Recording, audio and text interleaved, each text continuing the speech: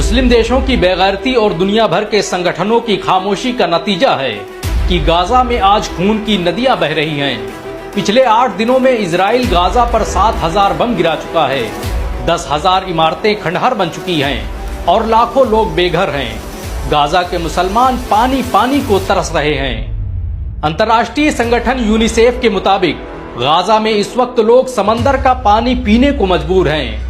Israel ने Gaza की तरफ आने वाली हर पानी की लाइन को ध्वस्त कर दिया है।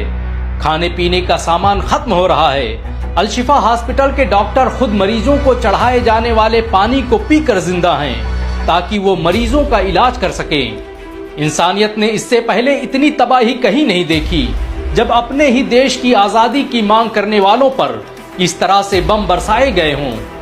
अंतर्राष्ट्रीय मीडिया संस्थान रॉयटर्स के मुताबिक अमेरिका ने अफगानिस्तान में 1 सालों में जितने बम बरसाए थे, इजराइल ने पिछले 5 दिनों में उतने बम अकेले गाजा पर बरसा दिए हैं। ओआईसी जैसे संगठनों के नाकारापन और दुनिया की खामोशी ने आज फिलिस्तीनियों को इस मुकाम पर लाकर खड़ा कर दिया है कि आज 3,000 फिलिस्तीनियों की मौत हो चुकी है और 15,000 से अधिक घायल हैं। अल जजीरा के मुताबिक गाजा की बिल्डिंगों के मलबे में अभी हजारों लोग दबे हुए हैं और उनमें बड़ी तादाद छोटे बच्चों और औरतों की है।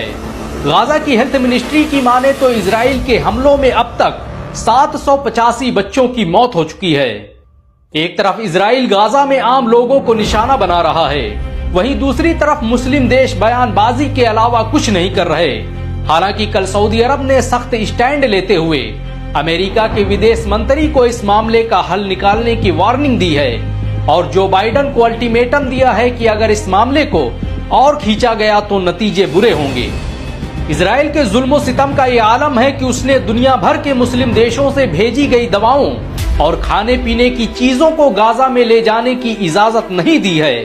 इजराइल ने उन रास्तों को भी तबाह बर्बाद कर दिया है जहां से दवाओं से लदे ट्रक आसानी से गाजा पहुंच सकते थे और अब ये ट्रक गाजा से महज 20 किलोमीटर दूर मिस्र के बॉर्डर पर खड़े हैं, जबकि दूसरी तरफ इन्हीं दवाओं की कमी से लोग मर रहे हैं। लेकिन इंसानियत की दुहाई देने वाले मानवाधिकार संगठन और दुनिया के बड़े बड़े लीडर खामोश हैं, जो बताता है कि गाजा के लोगों की जान की कीमत कितनी सस्ती है। मिस्र की माने तो वो पिछले कई घंटों से इजराइल की तरफ से बॉर्डर के खुलने का इंतजार कर रहा है ताकि वो इन दवाओं और खाने पीने की चीजों को गाजा के आम लोगों तक पहुंचा सके, लेकिन इजराइल की तरफ से कोई प्रतिक्रिया नहीं आ रही है। अकेले दुबई ने इतनी दवाएं भेजी हैं कि जिससे 3 लाख लोगों का आसानी से इलाज किया जा सकता है। गाजा में क्या हो रहा है उसे सोचकर ही रोंगटे खड़े हो जाते हैं।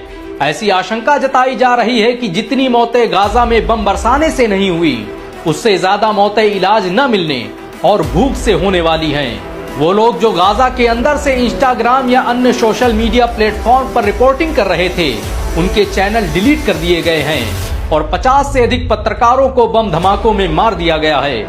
20 रेडियो स्टेशन उड़ा दिए गए हैं और 40 से अधिक मीडिया संस्थान ध्वस्त कर दिए गए हैं। इजराइल ने इस जंग में उस व्हाइट फास्फोरस का भी इस्तेमाल किया है जिस पर दुनिया भर में प्रतिबंध है और ये दावा अमेरिका के ही एमनेस्टी इंटरनेशनल ने किया है।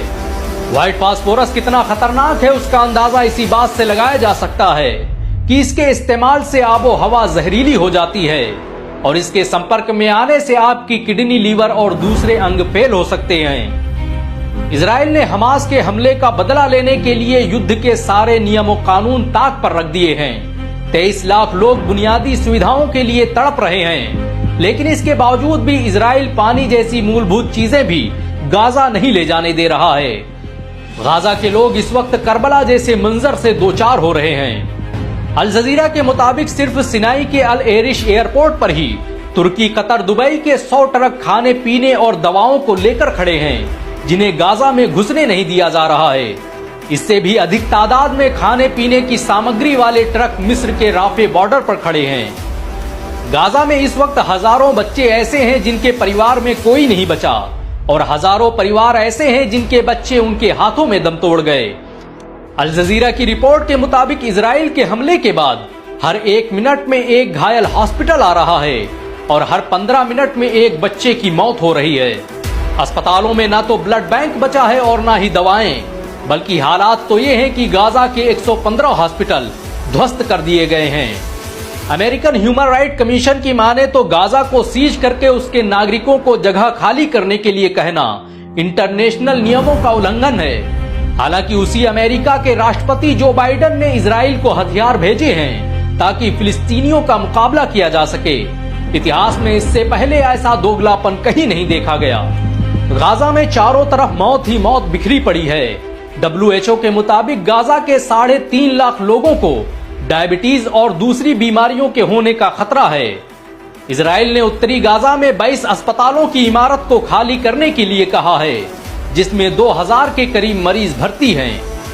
हैरानी की बात तो यह है कि इजराइल जैसे छोटे से देश ने 57 मुस्लिम देशों को उनकी औकात याद दिला दी है। अरब अपने पैसे के नशे में चूर हैं, तो तुर्की और ईरान भी बयानबाजी के सिवाय कुछ नहीं कर रहे। हालांकि सभी मुस्लिम देश इतनी सलाहियत रखते हैं कि वो अगर एकजुट हो जाएं तो दुनिया की बड़ी से बड़ी ताकत उनके आगे घुटने टेकने पर मजबूर हो जाए। लेकिन अपने जाती फायदे के लिए आज सभी देशों ने फिलिस्तीन को अकेला छोड़ दिया है और इजराइल खुलेआम फिलिस्तीनी मुसलमानों का कत्ल कर रहा है। आज गाजा के रोते हुए बच्चे पूरी दुनिया के मुसलमानों से सवाल कर रहे हैं कि क्या मस्जिद अक्सा की हिफाजत की जिम्मेदारी की सजा ये है कि उन्हें बेसरो सामान भूखे प्यासे जंग के मैदान में अकेले छोड़ दिया जाए। ये सवाल आपसे भी है। खुद से पूछिए कि क्या आप सच में फिलिस्तीन के मुसलमानों के साथ हैं। अगर कुछ नहीं तो आप इतना तो कर ही सकते हैं कि इस वीडियो को ज्यादा से ज्यादा शेयर करें, ताकि दुनिया को पता चले कि इजराइल गाजा के मुसलमानों के साथ कैसा जुल्म कर रहा है और पूरी दुनिया किस तरह से उनकी मौत का तमाशा देख रही है। अगर आपको फिलिस्तीनियों से जरा भी हमदर्दी हो तो इस वीडियो को लाइक और शेयर जरूर करें। ऐसी और वीडियो को देखने के लिए हमारे चैनल को सब्सक्राइब करें, बेल आइकन जरूर दबाएं।